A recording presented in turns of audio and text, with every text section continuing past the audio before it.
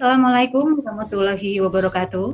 Shalom, selamat pagi, salam sejahtera, Om Swastiastu, Namo Buddhaya, salam kebajikan, dan salam sehat untuk kita semuanya.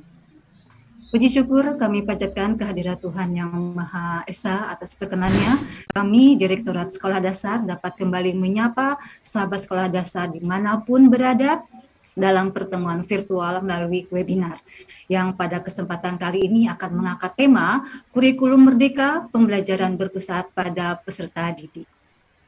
Ini adalah webinar pertama dalam bulan Ramadan tahun ini, maka dari itu kami pun mengucapkan selamat menunaikan ibadah puasa bagi sahabat sekolah dasar yang menjalankannya.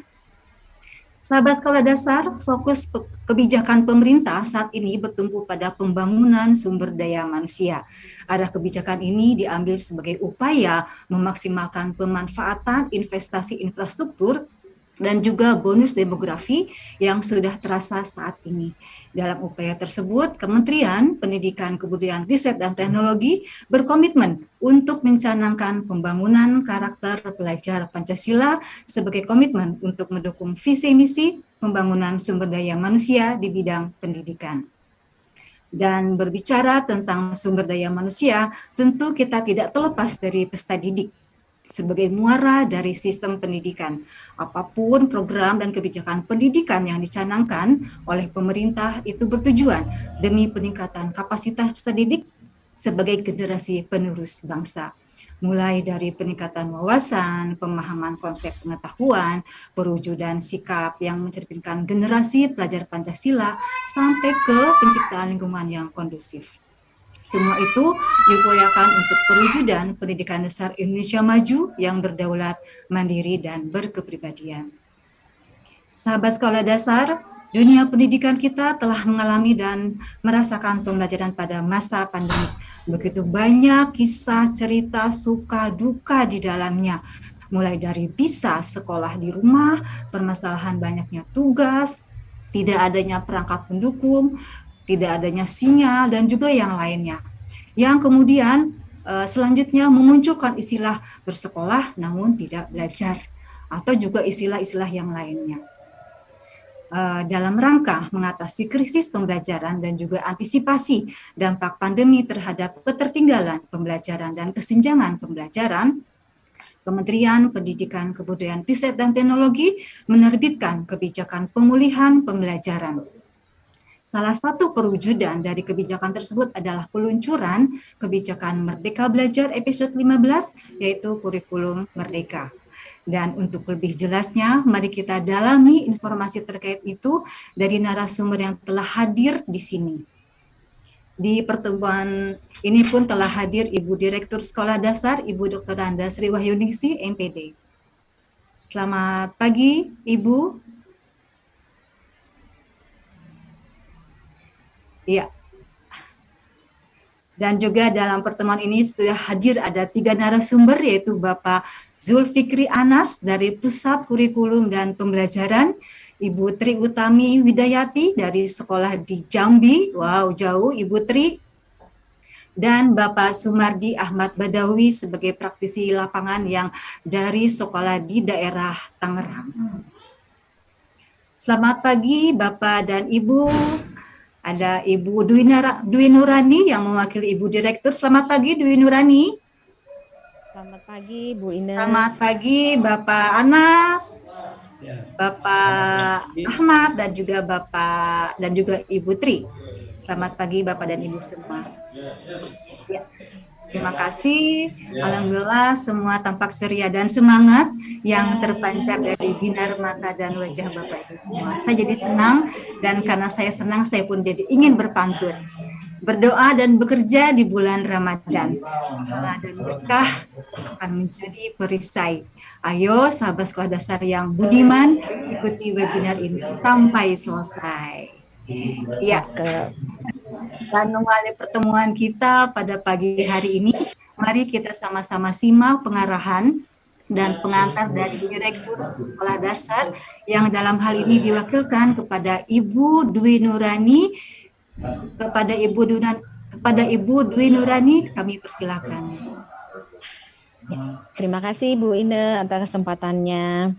Bismillahirrahmanirrahim. Assalamualaikum warahmatullahi wabarakatuh. Om Swastiastu, Salam, Namo Buddhaya, Salam Kebajikan, Rahayu. Selamat pagi Bapak Ibu, salam damai sejahtera untuk kita semua. Mengawali penyampaian kali ini, saya ingin berpantun Bu Indah dan Bapak Ibu sekalian. Persiapan buka puasa pergi ke pasar. Tak lupa membeli kurma untuk adik. Selamat datang sahabat sekolah dasar di webinar Kurikulum Merdeka Pembelajaran berpusat pada peserta didik. Baik, sahabat sekolah dasar yang dimanapun berada, Alhamdulillah sebelumnya saya ingin mengucapkan terima kasih atas kesempatannya Bu Ine, Bapak Ibu. Kemudian yang saya hormati para narasumber webinar Kurikulum Merdeka, yang terhormat Bapak Dr. Zulfikri Anas, MED, Kepala Pusat Kurikulum Pembelajaran, kemudian Bapak Dr. Andes Sumardi Ahmad Badawi, Managing Director of Sekolah Khalifah IMS, kemudian yang kami hormati Ibu Tri Utami Widayati, SPD, Guru Sekolah Penggerak SD Negeri 47 Kota Jambi. Alhamdulillah, puji dan syukur kita ucapkan kepada Allah Subhanahu wa Ta'ala, Tuhan yang Maha Esa, karena atas karunia-Nya hari ini kita dapat bertemu di ruang virtual untuk mengikuti webinar Kurikulum Merdeka Pembelajaran berpusat pada peserta didik. Sebelumnya saya ingin menyapa para narasumber. Apa kabar Pak Sumardi, Bu Tri, dan Pak Zulfikri? Alhamdulillah ya. Kita akhirnya bertemu meskipun secara virtual ya Bapak Ibu para narasumber. Baik, sahabat sekolah dasar dimanapun berada, krisis pembelajaran yang terjadi di Indonesia tentu saja sudah kita alami sejak tahun 2020 ya, di mana krisis ini kita rasakan bukan hanya di Indonesia tetapi di seluruh dunia. Krisis ini diperburuk dengan adanya pandemi COVID-19 yang mengubah kehidupan masyarakat Indonesia. Tentu saja ini berpengaruh terhadap perubahan dalam proses pembelajaran, terutama adalah terkait dengan kurikulum. Dan yang paling nyata adalah tampak pada metode pembelajaran, di mana kita rasakan metode pembelajaran yang mulanya dari yang mulanya dari tatap muka, kemudian beralih kepada pembelajaran jarak jauh, PJJ ataupun daring. Ini tentu saja mengubah tatanan kehidupan kita, mengubah cara kita, termasuk mengubah metode belajar mengajar yang kita rasakan, baik dari sekolah, kepala sekolah, guru, siswa maupun orang tua. Tentu saja ini sangat berpengaruh terhadap proses kegiatan belajar mengajar. Salah satunya adalah penurunan yang signifikan, baik jumlah hari belajar dalam seminggu maupun jumlah belajar dalam sehari. Keterbatasan yang kita rasakan mulai dari akses atau jaringan internet, perangkat digital, sampai dengan kapasitas guru, orang tua maupun siswa. Dipandang ini menjadi tantangan terbesar dalam menyelenggarakan pembelajaran jarak jauh. Ini merupakan hal-hal yang telah kita alami dan sesuai dengan salah satu sumber yaitu dari UNICEF tahun 2020 yang menyebutkan bahwa dengan adanya pandemi ini mengubah metode pembelajaran kita dari tatap muka menjadi daring. Salah satu yang paling berpengaruh adalah di mana cara pembelajaran guru dengan murid yang mengalami berbagai hambatan tentu saja. Dalam rangka mengatasi krisis atau pemulihan terhadap krisis pembelajaran ini, seperti kita ketahui adanya learning gap dan learning loss, Kementerian Pendidikan, Kebudayaan, Riset, dan Teknologi telah mengeluarkan berbagai macam kebijakan terkait dengan pemulihan pembelajaran. Salah satunya adalah dengan kebijakan Merdeka Belajar. Tentu saja Merdeka Belajar ini sudah sampai dengan episode 19. Namun terkait dengan webinar ini lebih kepada Merdeka Belajar episode 15 terkait dengan peluncuran kurikulum Merdeka yang diluncurkan pada tanggal 11 Februari 2022.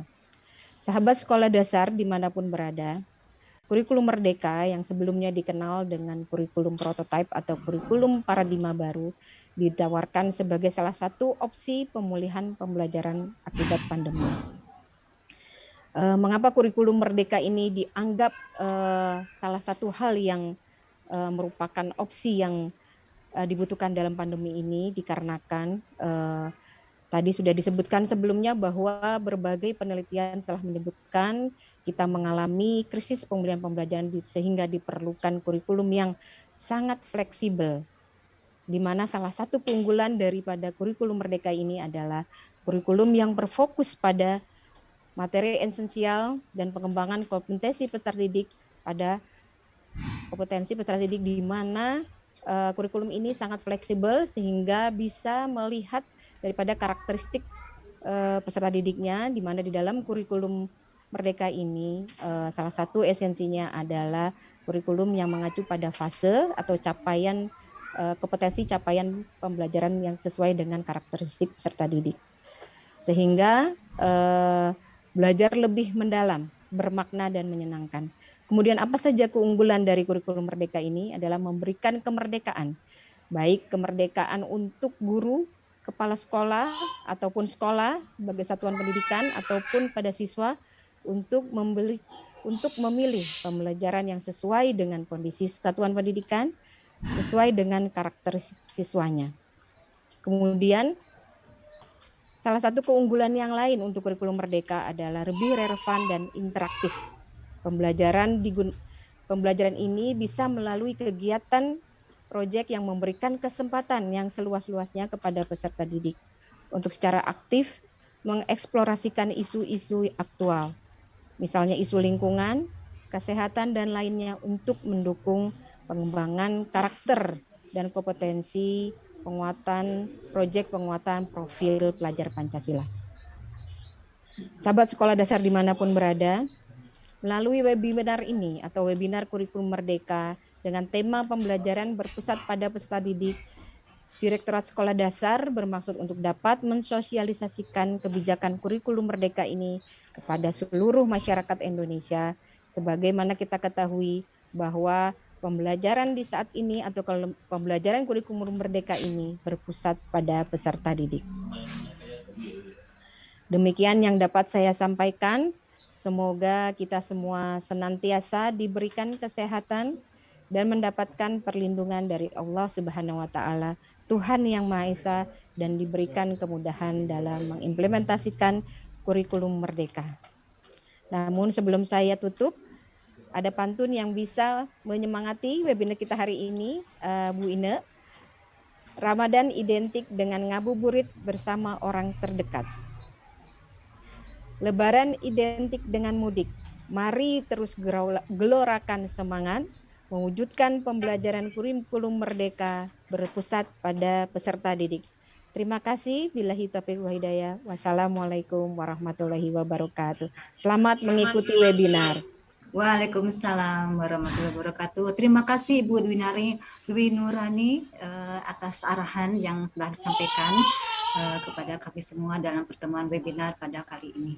Ya, kini tiba saatnya kita masuk pada acara inti, yaitu materi yang akan disampaikan oleh beberapa narasumber kita. Ada 3 narasumber yang tadi sudah disampaikan di awal pada pertemuan pagi hari ini. Yang pertama yang akan menyampaikan materi adalah Bapak Zulfikri Anas. Saya langsung menyapa dulu kepada Bapak Dr. Randes Zulfikri Anas, MED. Selamat pagi Bapak. Selamat pagi. Mana suaranya Bapak? Iya, siap Bapak. Terima kasih Bapak sudah hadir di sini. Beliau adalah Kepala Pusat Kurikulum dan Pembelajaran Kementerian Pendidikan, Kebudayaan, Riset, dan Teknologi yang nanti akan berbagi informasi kepada kita semua, sahabat sekolah dasar, terkait dengan kebijakan kurikulum Merdeka. Silakan Bapak. Baik, terima kasih Bu Ine. Bismillahirrahmanirrahim. Assalamualaikum warahmatullahi wabarakatuh. salam sehat selalu, salam sejahtera, Om Swastiastu, Namo Buddhaya, salam kebajikan, Rahayu. Yang sama-sama kita hormati Ibu Direktur Direktorat SD, Ibu Siwaningsi, kemudian beserta jajaran yang hadir, dan Bapak Ibu yang berbahagia. Suara saya bisa kedengaran, Ibu? Bisa? Terdengar Bapak, sudah jelas. Baik, mohon maaf, nanti saya akan didampingi oleh Pak Yogi. Pak Yogi ada ya? Sudah ada Pak Yogi? Sudah hadir Pak Yogi? Nanti akan menyampaikan. Oke, baik. Saya akan memberikan beberapa hal yang penting, Bapak Ibu. Pertama kali, izinkan saya mengucapkan selamat menjalankan ibadah puasa bagi Bapak Ibu yang menjalankan. Mudah-mudahan tetap sehat dan tolong diperhatikan protokol kesehatan. Karena virus itu sebetulnya bukan untuk memutus silaturahmi di antara kita, tapi untuk mengingatkan kita supaya tetap menjaga kesehatan. Karena kalau tubuh kita sehat, virus masuk hanya seminggu untuk merangsang antibodi kita berkembang, kemudian dia akan pergi selamanya, sebetulnya seperti itu. Dan mudah-mudahan kita diberikan kesehatan. Baik, Bapak Ibu, dari catatan tadi bahwa ini kurikulum merdeka salah satu opsi dalam rangka pemulihan pembelajaran, kemudian berpusat pada peserta didik. Nah, kenapa disebut pemulihan pembelajaran? Berarti ada kondisi yang harus dipulihkan. Ya. Kemudian, kenapa berpusat pada peserta didik? Berarti selama ini mungkin kita belum sepenuhnya berpusat kepada peserta didik. Nah, Bapak Ibu, selama ini mungkin ya dalam proses pembelajaran kita begitu masuk ke kelas itu selalu memulai dari materi yang telah kita susun dalam bentuk RPP. Dan dalam RPP itu pun sudah rinci tujuannya, kemudian per menitnya pendahuluannya berapa menit, kemudian inti berapa menit, kemudian terusnya sudah diatur sehingga dalam waktu yang bersamaan tidak berlebihan kita mengatakan bahwa dalam waktu bersamaan misalnya hari Senin pelajaran matematika di hari awal itu dari Sabang sampai Merauke itu materinya sama, yang disampaikan, cara yang digunakan juga sama, kemudian alat yang digunakan media juga hampir sama, kemudian penilaiannya juga sama, dan bahkan sumber belajarnya pun sama dan seragam. Dan kita tahu cara yang seragam itu hanya cocok untuk satu anak sebetulnya, karena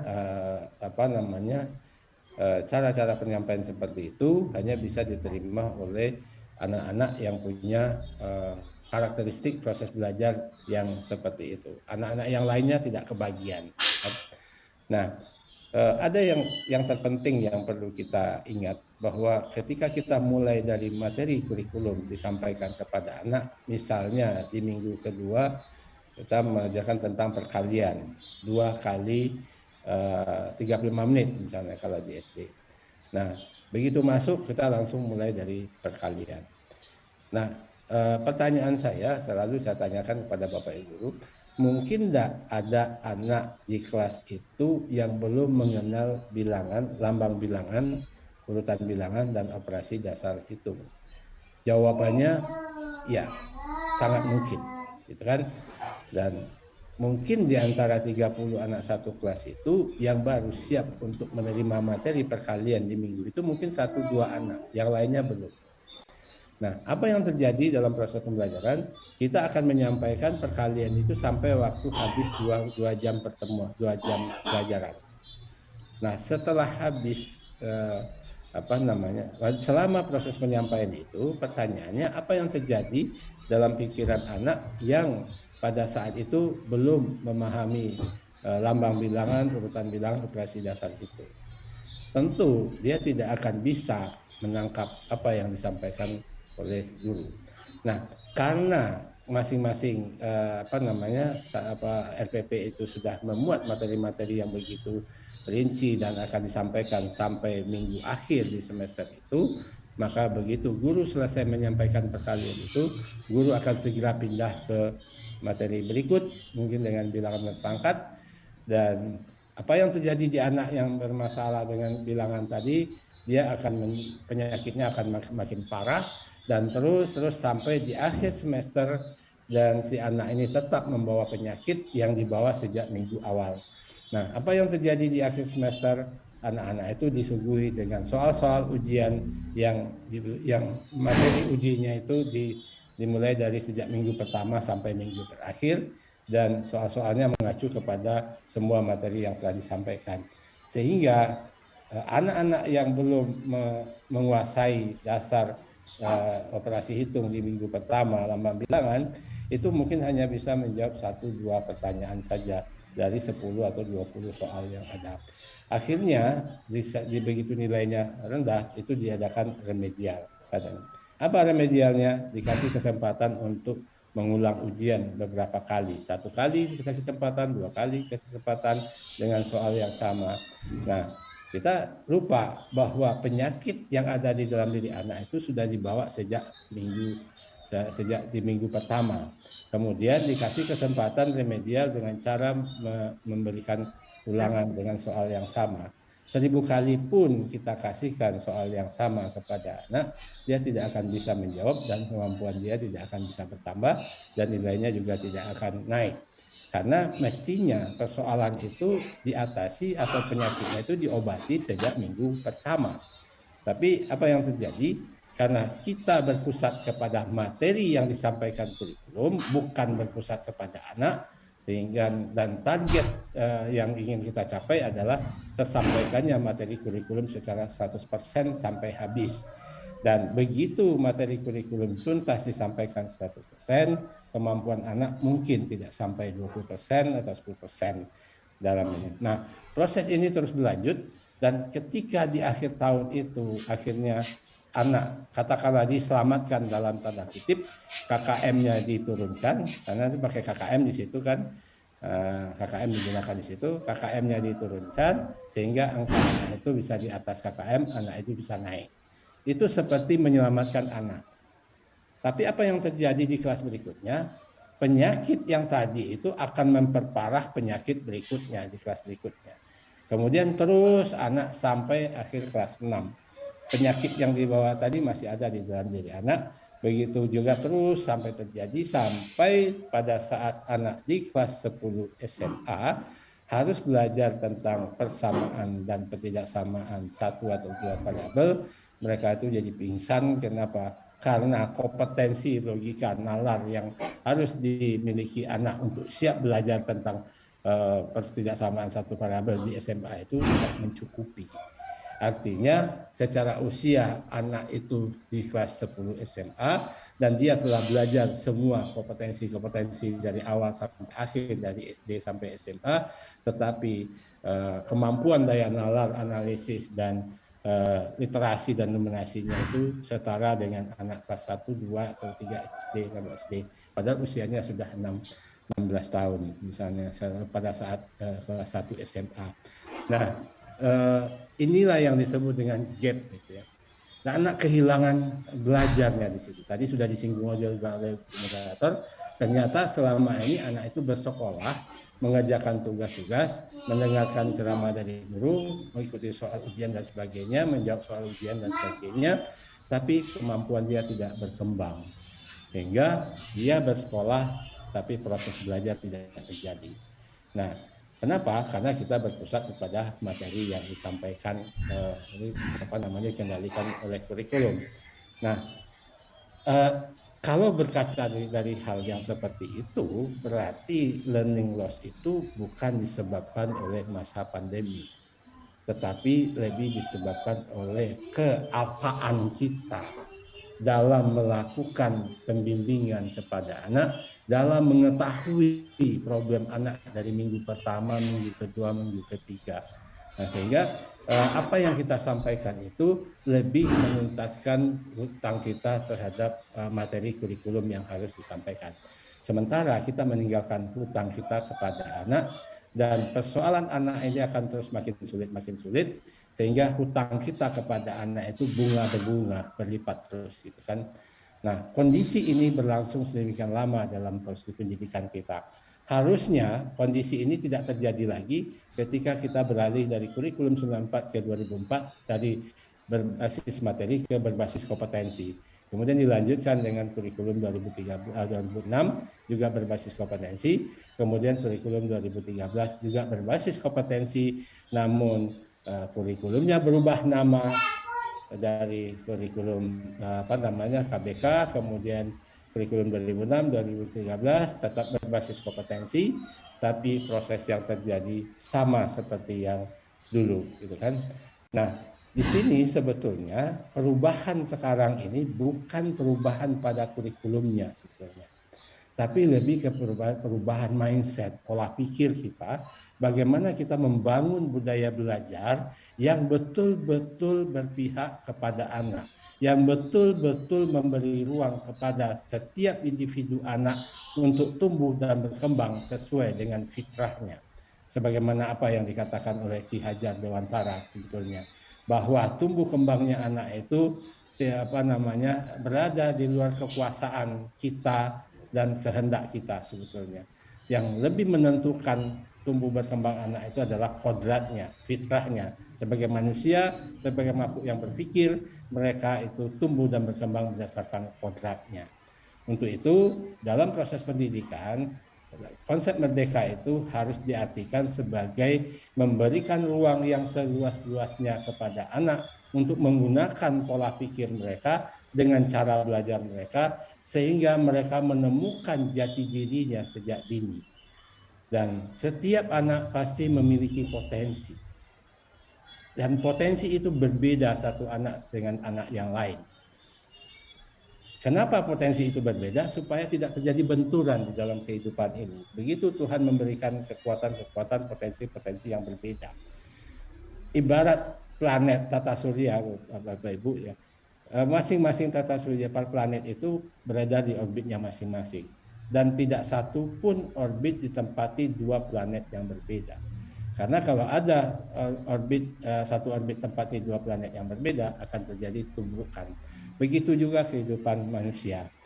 Jadi setiap anak, 30 anak satu kelas itu, ada 30 orbit masing-masing. Dan ketika masing-masingnya konsisten pada orbitnya masing-masing, tidak akan ada saling meremehkan, saling menjatuhkan, dan benturan di antara anak itu. Yang ada adalah kolaborasi. Nah, dan proses-proses pembelajaran ini yang dirintis melalui kurikulum merdeka. Nah, nanti Pak Yogi akan menjelaskan bagaimana potensi-potensi anak itu secara tumbuh dan berkembang, dan fasilitas apa yang kita berikan lewat proyek-proyek misalnya seperti itu, sehingga anak itu bisa berkolaborasi. Contoh sederhana misalnya proyeknya itu tentang pengolahan sampah di sekitarnya. Di samping mengasah anak untuk kepedulian terhadap pengolahan sampah, di situ anak juga berkolaborasi bersama-sama dengan temannya. Anak yang jago matematika, dia akan membuat perhitungan-perhitungan bahwa kalau dalam sehari satu orang membuang 1 kilogram sampah di rumah tangga masing-masing, mungkin ada 10 rumah tangga di situ, berapa hari selama 1 minggu berapa kilogram sampahnya, berapa dan seterusnya, sampai setahun berapa, dan kalau itu dilakukan oleh seluruh penduduk di Indonesia, berapa sampah yang dihasilkan, dan kalau itu tidak dikelola dengan baik, akan menimbulkan macam-macam persoalan di dalam lingkungan. Kemudian anak yang jago IPA akan menjelaskan bagaimana kita harus memilah-milah sampah itu, sampah organik, non-organik, dan sebagainya. Dan anak yang jago bahasa Indonesia, dia akan memberikan penjelasan dengan baik, dengan bahasa yang baik, pemaparan dengan baik, dan sehingga bisa sampai ke masyarakat. Anak yang jago seni dengan menggambar, misalnya, dia akan membuat gambar yang sangat menyentuh.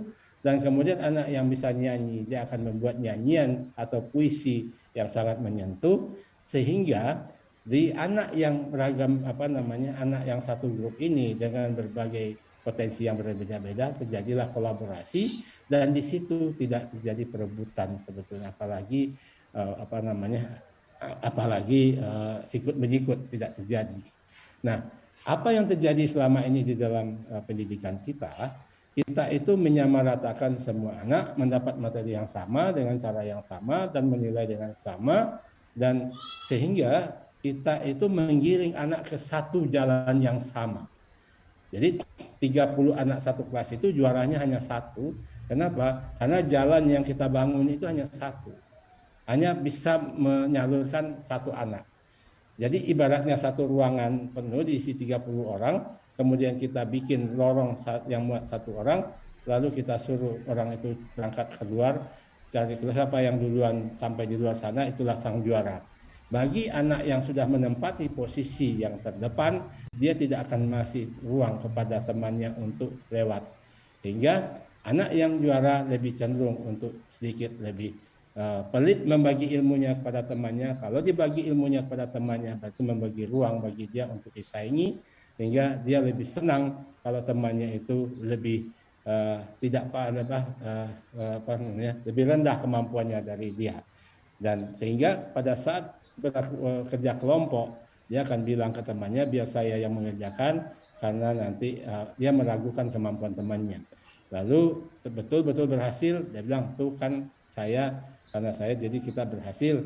Nah, kalau kebetulan gagal, dia akan menyalahkan teman-temannya, habis kalian tidak membantu gitu. Dan bagi dia mempertahankan posisi juara itu adalah hal yang utama, dan itu sebuah kehormatan. Cara dengan apa? Dia harus merata-ratakan semua mata pelajaran itu, capaian semua mata pelajaran itu harus sama semuanya. 15 mata pelajaran harus nilainya 10 semuanya, dan dia harus mencoba mempertahankan itu, dan artinya dia tidak akan membagi ilmunya pada temannya. Bayangkan kalau itu terjadi sejak TK, SD, SMP, dan SMA, akan tumbuhlah cara berpikir yang egois. Kemudian anak yang ranking 5 tadinya berusaha untuk meraih ranking 1. Kemudian dia belajar dan terus akhirnya berhasil mencapai ranking 1. Nah, anak yang tentu dia sangat berbahagia. Tapi begitu dia menempati ranking 1, anak yang ranking 1 itu turun ke bawah. Tentu ini penderitaan. Nah, artinya kalau situasi ini terjadi seperti itu, kita sama dengan mensistemkan anak untuk selalu berbahagia di atas penderitaan orang lain dan senang melihat orang gagal, dan yang berhasil itu hanya saya. Nah, di situ terjadi benturan-benturan, perebutan-perebutan yang saling semangat untuk saling menjatuhkan lebih dominan daripada saling berkolaborasi. Nah, situasi-situasi seperti ini akan mempengaruhi cara berpikir.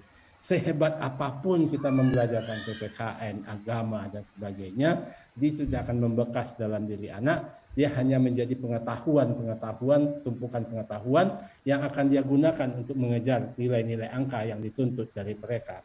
Sehingga karakter mereka sebetulnya tergerogoti dengan sistem yang seperti itu.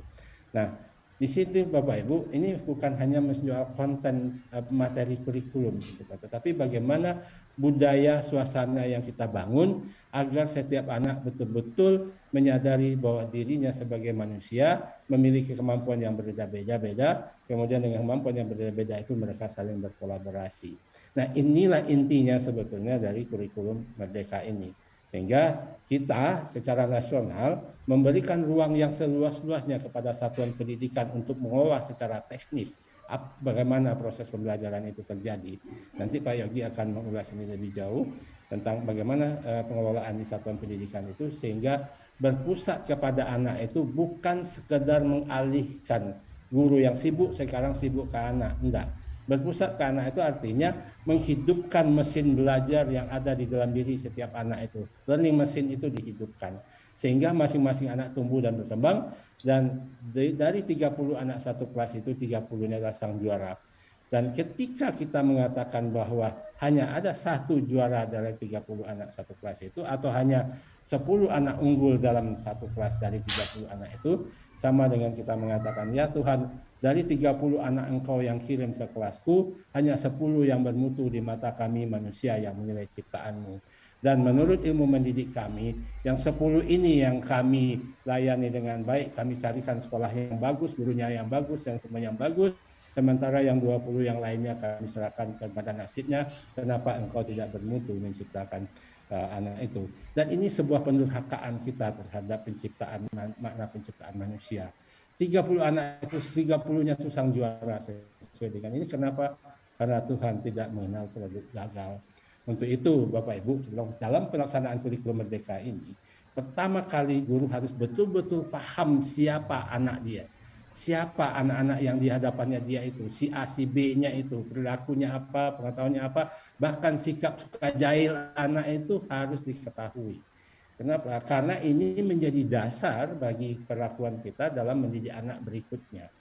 Nah, artinya kalau proses ini mungkin sekarang kita tidak lagi menggunakan ranking, tapi secara implisit itu tetap ada.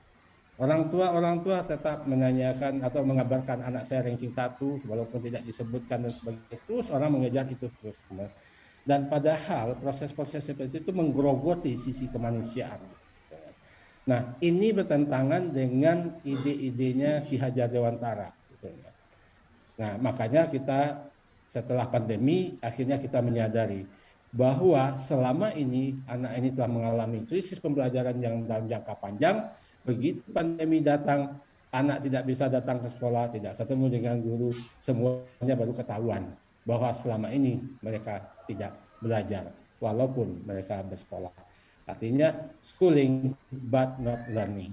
Nah, pertanyaannya sekarang Bapak Ibu, apakah kita bertengkar bersama dengan semuanya itu mempersoalkan kurikulum ini berubah setiap saat dan selalu berubah, ganti-ganti kurikulum, atau kita berkonsentrasi menyelesaikan persoalan yang kita hadapi saat ini? Ya, apapun kurikulumnya, mau kurikulum 2013 juga boleh, mau kurikulum darurat boleh, kurikulum merdeka juga boleh. Tapi fokus kita memulihkan proses pembelajaran ini yang betul-betul memberikan pelayanan kepada peserta didik agar setiap anak ini punya kesempatan untuk menunjukkan siapa dirinya, jati dirinya sejak dini. Dan kalau kebetulan dia bibitnya seperti bibit jagung, dan dia akan menjadi jagung yang sesungguhnya, bibit rambutan menjadi rambutan yang sesungguhnya. Dan Ki Hajar Dewantara senang sekali mengumpamakan dengan tumbuh-tumbuhan seperti ini. Nah, Bapak Ibu, jangan-jangan selama ini bibit jagung yang kita taruh itu salah taruh, bukan di habitatnya yang sebenarnya. Bibit jagung itu akan tumbuh menjadi jagung ketika ditaruh di tanah yang lembab, yang bau karena kotoran hewan, dan kemudian disiram matahari, siram hujan, kemudian kena matahari dan tumbuh dan berkembang.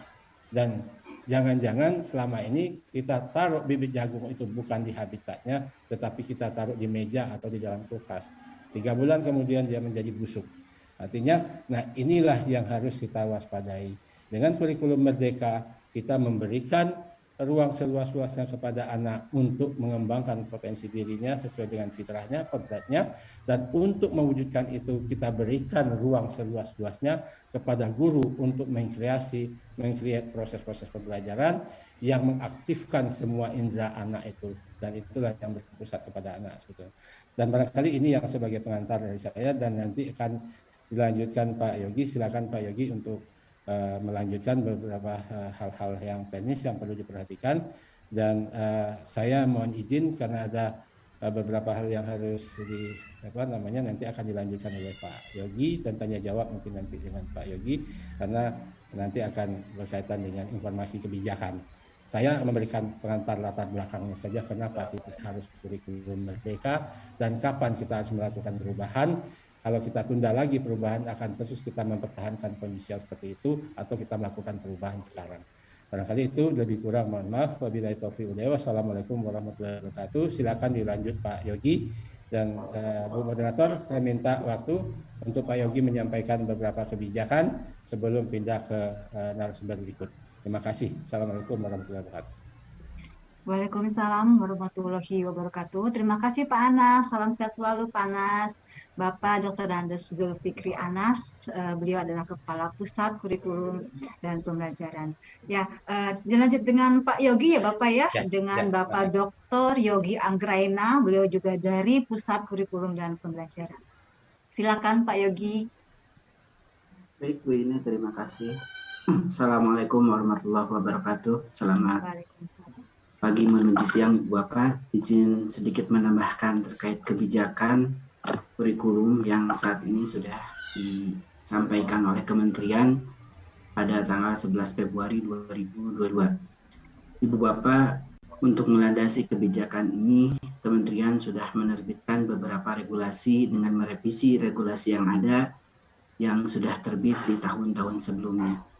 Pertama, di tahun 2021, Kementerian sudah melakukan revisi terkait dengan peraturan pemerintah tentang standar nasional pendidikan melalui diterbitkannya PP nomor 57 tahun 2021 dan ada sedikit koreksi dan revisi dengan diterbitkannya melalui PP nomor 4 tahun 2022. Setelah PP ini terbit, Ibu Bapak, kita juga melakukan revisi terkait dengan standar nasional pendidikan. Ada 4 standar nasional pendidikan yang kita revisi karena kita ketahui bahwa di sistem pendidikan kita membedakan antara standar nasional pendidikan dengan kurikulum. Di dalam undang-undang disebut bahwa pengembangan kurikulum mengacu kepada standar nasional pendidikan. Di dalam PP disebutkan secara eksplisit dari 8 standar nasional pendidikan yang diacu terkait pengembangan kurikulum itu ada 4. 1. Standar kompetensi lulusan, 2. Standar isi, 3. Standar proses, 4. Standar penilaian. Keempatnya ini setahun lalu kita sudah menyusun draftnya mulai dari SKL, isi, proses, dan penilaian. Pada awal tahun kita sudah mengajukan ke Kemenkumham keempatnya dan sudah selesai diundangkan, yaitu 2 permen, yaitu standar kompetensi lulusan dan standar isi. Standar proses dan penilaian ini juga sudah selesai harmonisasi, tinggal menunggu izin Presiden, lalu akan diundangkan. Sehingga keempatnya insya Allah akan terbit sebelum tahun ajaran baru.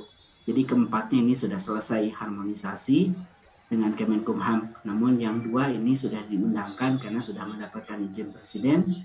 Selanjutnya diundangkan 2 lagi adalah proses, karena setelah selesai proses harmonisasi perlu mendapatkan izin Presiden, baru setelah itu diundangkan. Ibu Bapak, dengan terbitnya standar kompetensi lulusan dan standar isi, ini kita mencabut SKL dan SI yang lama. Jadi yang dicabut adalah standar kompetensi lulusannya dan standar SI yang lama. Untuk SD ada di dalam Permendikbud nomor 20 tahun 2016, itu kita cabut Permendikbud nomor 20. Untuk standar isi yaitu di Permendikbud 21. Nah, yang dicabut adalah Permendikbud 20 dan Permendikbud 21. Sedangkan terkait kurikulumnya itu masih tetap berlaku. Itu yang perlu kami sampaikan. Jadi yang dicabut adalah SKL lama, yaitu untuk SD SKL nomor 20 tahun 2016 dan Permendikbud 21 tahun 2016 terkait standar isi. Dengan demikian Bapak, yang dicabut SKL lama dan SI lama dan diganti melalui SKL yang baru dan SI yang baru. SKL yang baru adalah Permendikbud nomor 5, sehingga Permendikbud nomor 5 inilah menjadi acuan untuk kurikulum merdeka, kurikulum darurat, dan kurikulum 2013. Begitu pula untuk standar isi.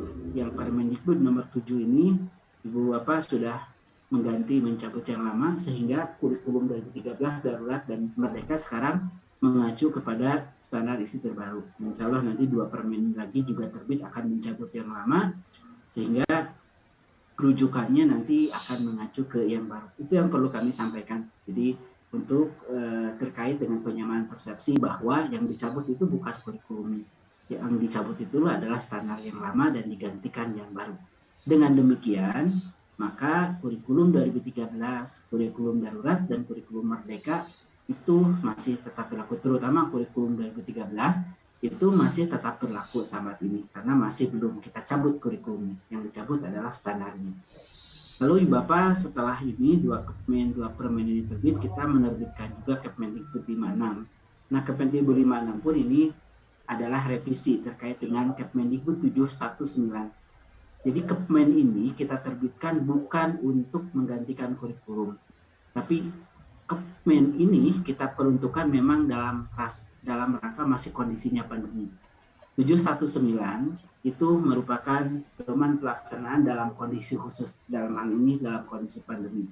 Nah, pada saat ini setelah dilakukan evaluasi, Kepmen itu belum terlalu sepenuhnya efektif untuk mengatasi pandemi akibat mengatasi ketertinggalan pembelajaran akibat kondisi pandemi, maka kita revisi melalui Kepmendikbud 56. di dalamnya masih tetap memberikan 3 opsi. Kalau di Kepmen sebelumnya opsinya itu adalah 1K13 secara penuh, 2 kurikulum darurat, 3 kurikulum mandiri, maka kita yang ketiganya itu direvisi opsinya. Jadi opsinya yang ketiga yang direvisi.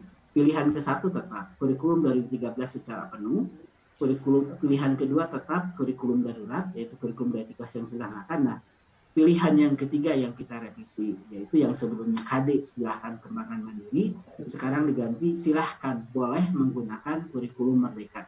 Jadi sifatnya tahun ini yang diberikan, kebijakan yang dikeluarkan itu masih merupakan fokus untuk pemulihan pembelajaran dengan menawarkan 3 opsi. Dan ini sudah kita lakukan sejak 2 tahun yang lalu, karena fokusnya adalah kondisi pandemi. Sekarang Bapak dipersilahkan boleh mempergunakan kurikulum merdeka siapapun dimanapun, karena di tahun ajaran baru penggunaan kurikulum merdeka ini ada 2 jalur. Jalur pertama adalah jalur program. Jalur program ini sudah dimulai di tahun lalu, di ajaran tahun lalu, yaitu melalui jalur program sekolah penggerak dan SMK pusat keunggulan. Untuk SD tentu adalah melalui jalur program sekolah penggerak. Di tahun ini penggunaan kurikulum merdeka melalui 2 jalur. Jalur program tetap dilakukan karena sudah ada terpilih yang tahun lalu terpilih sekolah penggerak, ditambah yang sudah lolos seleksi di tahun ini, ditambah jalur mandiri. Nah, jalur mandiri ini Bapak sudah cukup banyak, saat ini sudah ada 41.000 lebih, hampir 42.000 yang mendaftar melalui jalur mandiri. Jalur mandiri ini Bapak tidak ada seleksi. Kalau jalur program tadi diseleksi dan ada program-program lainnya. Tapi jalur mandiri ini tidak ada seleksi. Siapapun yang tertarik silahkan mendaftar ke website kementerian. Paling lambat 30 April. Nah, ini bagi Bapak kemarin yang sudah mendaftar dan ingin merubah pilihan, mulai hari ini dimungkinkan untuk merubah pilihannya. Jadi yang menjadi utama adalah pilihan Bapak. Pilihan 1 adalah kurikulum mandiri belajar, artinya penerapannya belum tahun ini. Tahun ini masih memperpanjang belajarnya. Jadi mungkin baru tahun depan atau tahun selanjutnya. Masih K13 itu mandiri belajar, intinya masih ketertarikan, masih menggunakan kurikulum 2013 dengan masih memperpanjang belajarnya. Yang kedua mandiri berubah, itu sudah langsung menggunakan kurikulum merdeka di tahun ini, yaitu opsi kedua. Dan yang mandiri berubah ini dia langsung menggunakan kurikulum 2013, tapi perangkat ajarnya masih menggunakan yang disediakan pemerintah. Mandiri yang ketiga, opsi yang ketiga adalah mandiri berbagi, yaitu sudah menggunakan kurikulum 2003, kurikulum merdeka dengan pengembangan berbagai perangkat ajar secara mandiri. Opsi itu Bapak adalah sifatnya pilihan bagi Bapak. Jadi keputusan akhirnya itu ada di tangan Ibu Bapak semua. Mau pakai opsi 1, opsi 2, opsi 3 itu adalah Ibu Bapak. Sehingga kemarin jika ada yang masih ingin merubah pilihannya, jika ada yang kemarin rekomendasinya belum selaras dengan pilihan Ibu Bapak, maka mulai hari ini dimungkinkan untuk memilih opsi yang sesuai yang Ibu Bapak inginkan. Jadi sampai 30 April bagi yang ingin merubah silahkan, dipersilahkan. Bagi yang mau mendaftar pun silahkan, karena tidak akan dilakukan seleksi. Adanya hanya pendataan untuk memastikan nanti kalau opsi 1 berarti kan dapodiknya masih K13. Kalau opsi 2, opsi 2, opsi 3 itu sudah menggunakan kurikulum merdeka. Itu mungkin saja yang ingin saya tambahkan terkait kebijakan ini Bapak, karena secara prinsip tadi terkait dengan hal-hal tertuang karakteristik utama dari kurikulum merdeka sudah disampaikan Pak Kapus. Saya ingin menambahkan kebijakan ini bahwa sampai tanggal 30 April bagi yang belum mendaftar silahkan mendaftar. Bagi yang ingin merubah pilihan juga silahkan lakukan ke website kurikulum.gtk.kemdikbud.go.id untuk bergabung bersama dengan untuk sekolah dasar. Sampai saat ini sudah ada cukup banyak ya, sudah kalau total seluruhannya sudah ada 41.000. Nah, kalau untuk sekolah dasar yang mendaftar sampai saat ini sudah ada 18.062.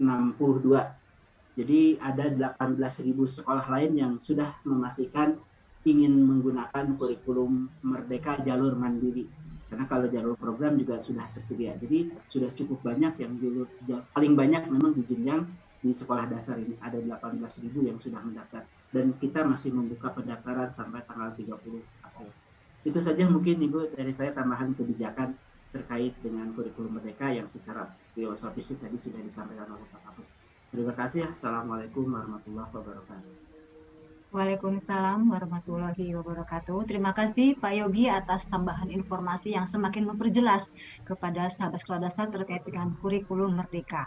Tadi Pak Yogi menyampaikan, ayo yang berkenan untuk ikut gabung mendaftar sebagai implementator kurikulum merdeka, silakan sebelum mumpung belum sampai ke tanggal 30 April ya Pak Yogi. Terima kasih Pak Yogi. Salam sehat selalu. Terima kasih Ya, banyak Bu Ina. siap. Baik, sahabat sekolah dasar dimanapun berada, kita akan lanjutkan pada materi selanjutnya. Namun sebelumnya saya ingin juga menyampaikan, mengingatkan kepada Bapak dan Ibu semua, sahabat sekolah dasar untuk silakan layangkan pertanyaan atau cerita atau apa yang terkait dengan apa yang sudah disampaikan oleh Pak Yogi ataupun nanti terkait dengan kurikulum merdeka secara umum, gitu ya. Silakan layangkan dalam chat room yang sudah tersedia di YouTube kami. Nanti akan kami ulas di sesi akhir, nanti akan ada sesi tanya jawab interaktif langsung dengan narasumber kita yang hadir di sini. Baik, sahabat sekolah dasar, sekarang tiba saatnya kita lanjut pada materi berikutnya, sharing session berbagi praktik baik dari praktisi lapangan yang langsung telah mengimplementasikan kurikulum merdeka. Di sini sudah hadir Ibu Tri Utami Widayati. Beliau adalah guru dari SD Negeri 47 Kota Jambi. Ya, selamat pagi Bu Tri Utami. Saya sudah pernah hadir loh di sekolah Ibu di Jambi sana. Oh iya ya Bu, selamat pagi Bu Ina. Iya, Waktu itu nggak selamat ketemu pagi. kita ya. Iya, cerah ceria. Putri Utami silakan berbagi informasi kepada semua sahabat sekolah dasar apa yang sudah Ibu lakukan di sekolah terkait dengan kurikulum merdeka. Silakan Ibu Tri. Ya, terima kasih Bu Ina atas waktunya. Alhamdulillah saya diberi kesempatan pada pagi hari ini untuk berbagi, untuk sharing tentang penerapan kurikulum merdeka di sekolah penggerak. Izinkan saya untuk membagikan slide.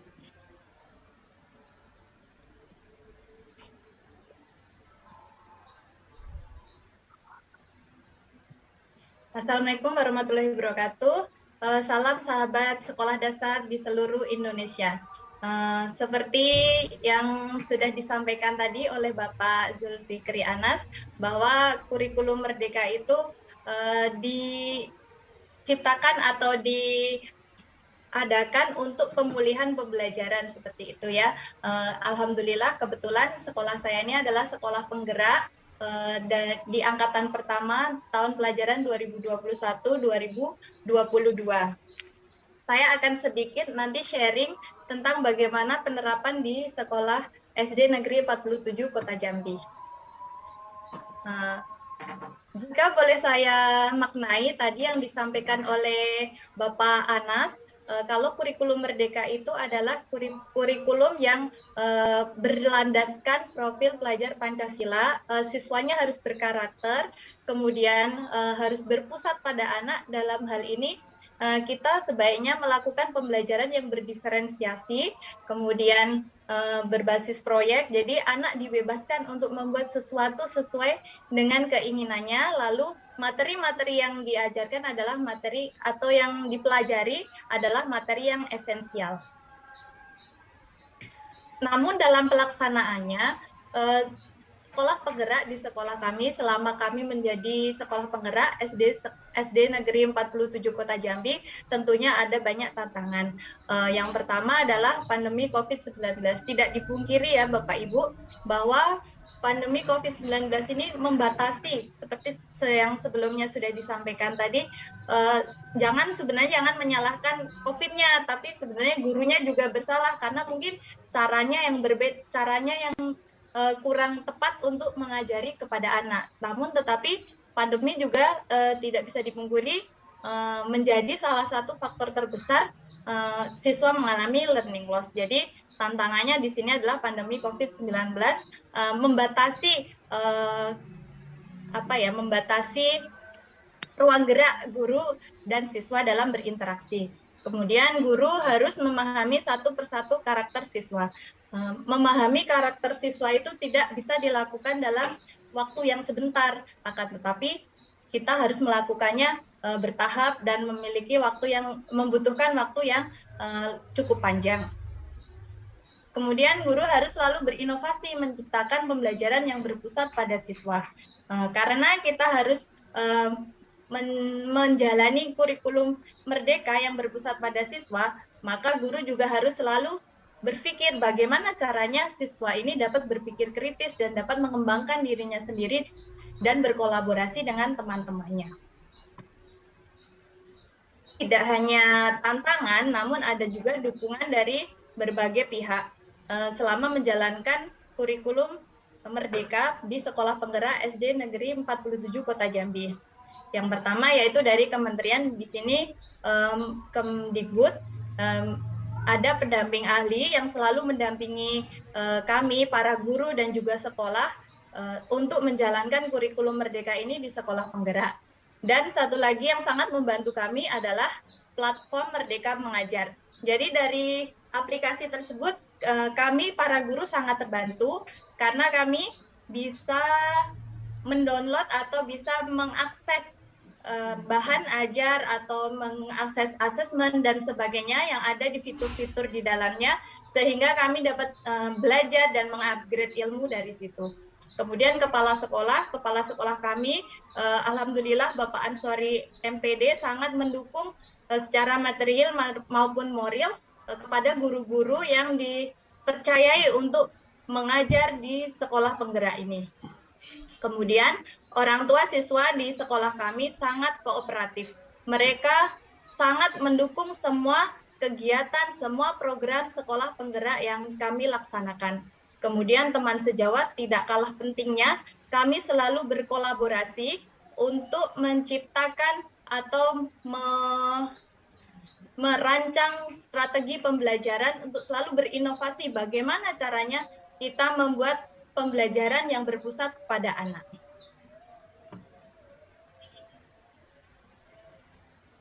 Pembelajaran yang berpusat pada anak tidak lepas dari kurikulum merdeka ya. Jadi pembelajaran berpusat pada anak kalau bisa saya maknai seperti yang tadi juga sudah dijelaskan oleh narasumber sebelumnya, ada poin-poin penting yang harus kita perhatikan, yaitu kita harus mengetahui bahwa kemampuan setiap siswa itu berbeda. Dari kemampuan dan karakteristik yang berbeda, maka capaian nanti pun setiap siswa akan berbeda. Pembelajaran yang berpusat pada siswa harus fokus pada kemampuan dan karakteristik siswa supaya siswa dapat mencapai tujuan pembelajaran secara bermakna. Jadi pembelajarannya akan lebih bermakna, siswa akan berkolaborasi dan juga akan berpikir lebih kritis daripada hanya mendengar guru berceramah di depan kelas seperti itu. Kemudian untuk menghasilkan atau untuk mencapai tujuan student center learning ini, kita tidak akan lepas dari yang namanya pembelajaran berdiferensiasi. Jadi kita harus mendiferensiasikan kemampuan dan karakteristik anak supaya mereka mendapatkan porsi yang tepat untuk belajar, untuk mendapatkan pengalaman di dalam kelas sesuai kemampuan dan karakternya masing-masing.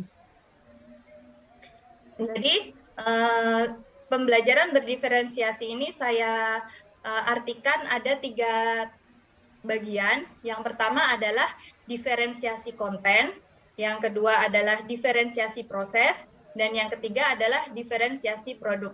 Jadi ketiga bagian ini kita ramu menjadi sebuah pembelajaran yang nantinya akan berpusat kepada anak. Untuk penjelasan setiap tahapan, mari kita perhatikan tabel berikut ini. Pada diferensiasi konten, tahap ini dilakukan pada awal pembelajaran.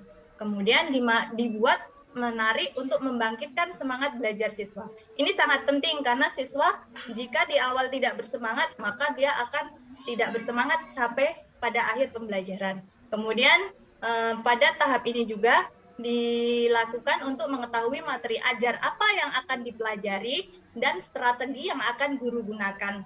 Karena nanti kita akan tahu mana kemampuan siswa yang sudah bisa, mana kemampuan yang perlu bimbingan, dan mana yang memiliki ketertarikan khusus terhadap seni atau ketertarikan khusus kepada IPA atau dan sebagainya. Nah, jadi kita bisa membedakan. Kemudian pada diferensiasi proses, hal ini dilakukan pada inti pembelajaran. Diferensiasi proses digunakan untuk memfasilitasi siswa sesuai dengan kemampuan. Nah, ini adalah tindak lanjut dari diferensiasi konten yang tadi.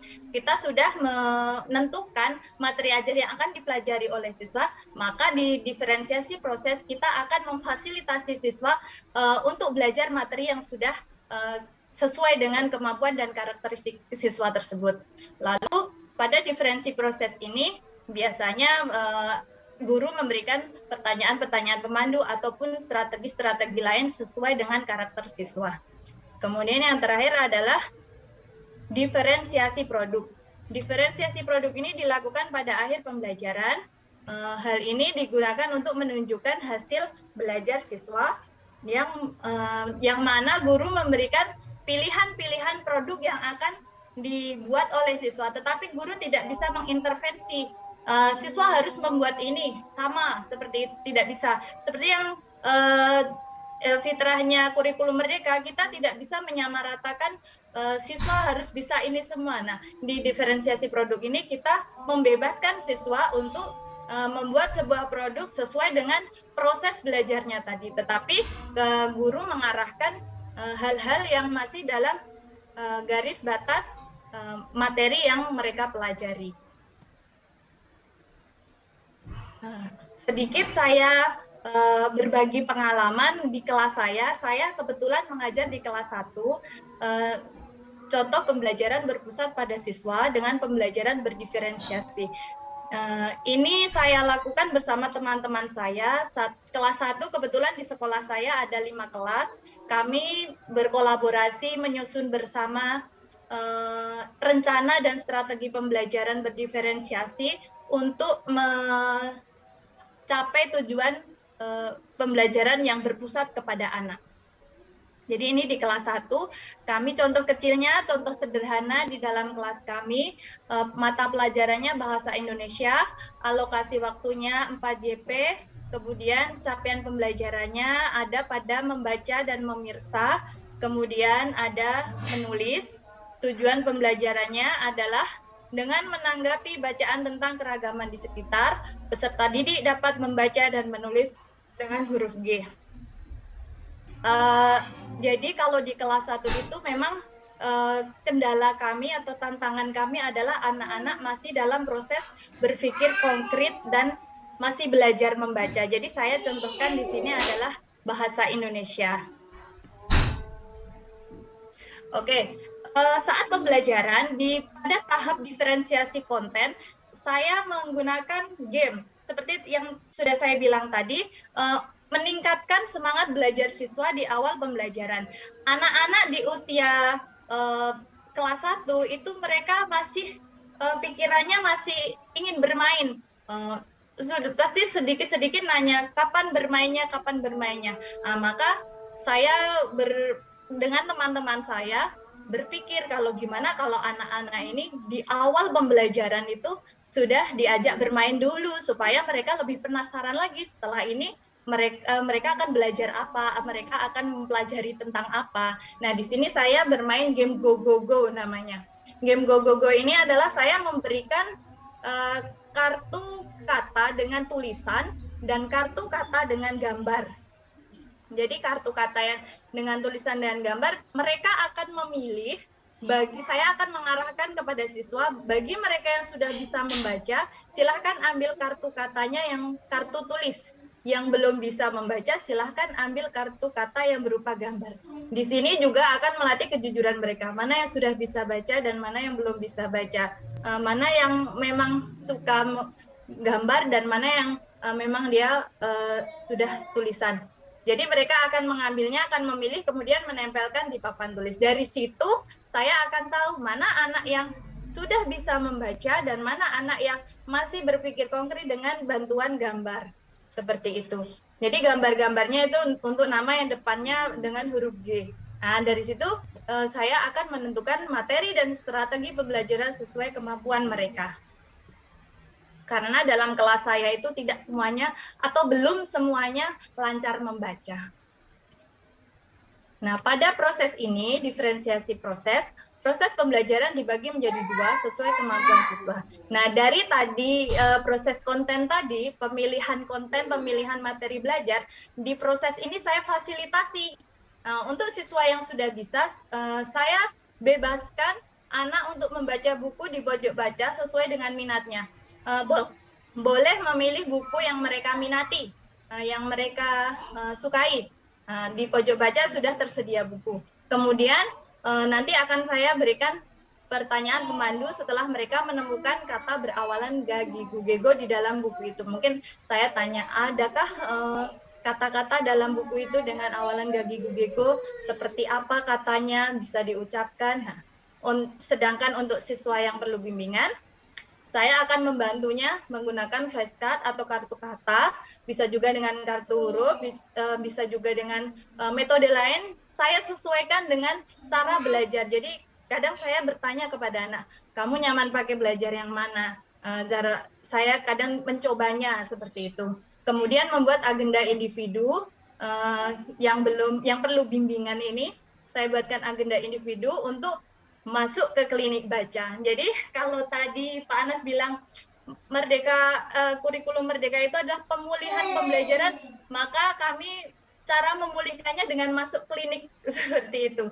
Jadi sebenarnya klinik ini bukan untuk ini belum bisa baca jadi harus masuk klinik, itu tidak seperti itu. Di klinik baca itu tidak hanya yang perlu bimbingan, tetapi saya mengajak siswa yang sudah bisa membaca masuk klinik baca untuk membantu atau sharing atau membaca bersama, mengajak temannya yang perlu bimbingan. Jadi mereka berkolaborasi. Jadi saya mengawasi dan saya membimbing secara intens yang perlu bimbingan bersama teman-temannya yang sudah bisa membaca.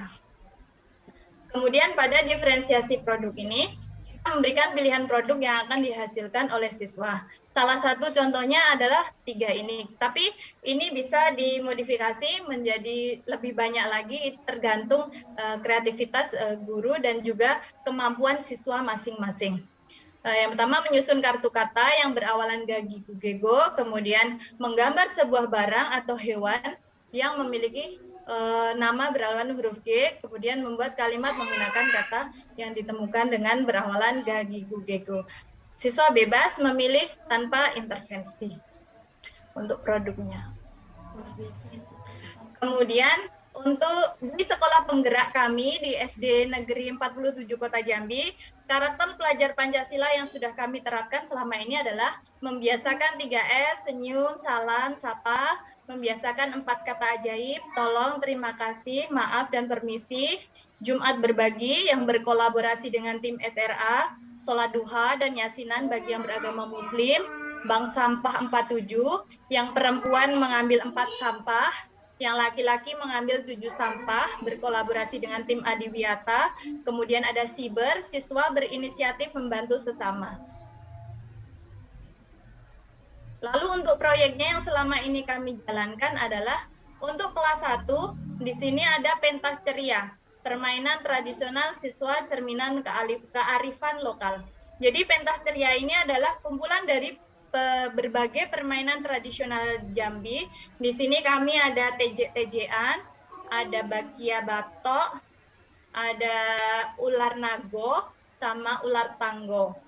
Jadi dari sini kita akan menumbuhkan karakter dari siswa, bagaimana mereka berkolaborasi dalam permainan itu. Jadi produk dari proyek ini adalah karakter siswa. Memang kami menyasar ke situ. Untuk kelas 1 ini kami fokuskan untuk membantu mereka membentuk karakter mereka dalam berkolaborasi, dalam berinteraksi dengan teman-temannya. Kemudian untuk yang kelas 4 ada Bumiku, buletin mini kelasku, kemudian ada pemanfaatan bahan bekas. Mungkin kita bisa lihat sedikit video tentang proyek kami di Sekolah Penggerak SD Negeri 47 Kota Jambi.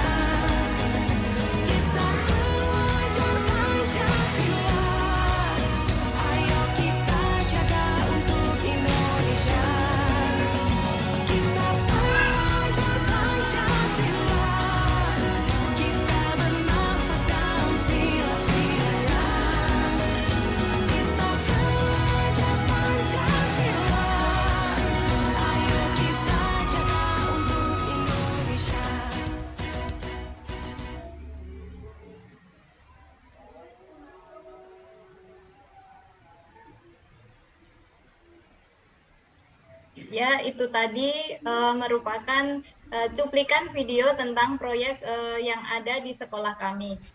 Selain proyek, kami juga memiliki beberapa program pendukung sekolah penggerak SD Negeri 47 Kota Jambi. Salah satu proyek pendukung sekolah penggerak kami adalah Galaksi 47, Galeri Aksi Digitalisasi SD Negeri 47, yang merupakan pusat data produk dari sekolah penggerak. Ini kami buat dengan Google Site, jadi Bapak Ibu bisa akses di Google Site produk apa saja yang sudah kami hasilkan selama menjadi bagian dari sekolah penggerak. Kemudian ada klinik baca cerah, yaitu Cepat Raih Harapan, yang sudah saya paparkan tadi. Kemudian ada 47 berseri, yaitu Budayakan Literasi Sejak Dini dengan Digital Library, yang berkolaborasi dengan Erlangga. Sekian sharing saya tentang penerapan kurikulum merdeka di SD Negeri 47 Kota Jambi. Jika tadi Ibu Ine, Ibu Dewi berpantun, saya juga dari Tanah Jambi, izinkan kami berpantun juga. Ciri khas orang Melayu ya Bu ya, jadi ada pantun dari Tanah Jambi. Anak bujang pergi ke Humo memakai laca. Ayo kita berbagi cerita tentang pembelajaran berpusat pada anak. Pergi ke hutan berbulu landak, sampai di rumah dimasak bersama-sama. Pembelajaran berpihak kepada anak adalah wujud suksesnya kurikulum merdeka. Terima kasih semuanya. Wassalamualaikum warahmatullahi wabarakatuh. Ya, waalaikumsalam warahmatullahi wabarakatuh. Terima kasih Ibu Tri Utami yang sangat keren sekali menyampaikan sharing sessionnya kepada kami semua sahabat sekolah dasar dimanapun berada. Ini betul-betul dapat memberikan inspirasi kepada kita semua bagaimana mengimplementasikan kurikulum merdeka ya. Sekolah ibu adalah sekolah negeri ya, sekolah kebanyakan yang ada di Indonesia. Artinya semoga sekolah-sekolah yang lain pun bisa mengikuti semangat ibu dalam mengimplementasikan kurikulum merdeka ini ya Putri ya. Berpusat pada anak, berpusat pada peserta didik. Keren sekali. Aduh, tadi pantunnya saya jadi malu nih. Kalau tadi kan saya pantun-pantunan, kalau ibu kan pantun beneran ya. Soalnya yang biangnya nih, yang punyanya nih, apa orang Melayu. Iya, terima kasih Putri. Sama-sama. Siap. Nah, nanti kita akan sama-sama diskusi interaktif dengan para audiens kita terkait dengan kurikulum merdeka di ujung acara di sesi tanya jawab. Terima kasih Putri sekali lagi.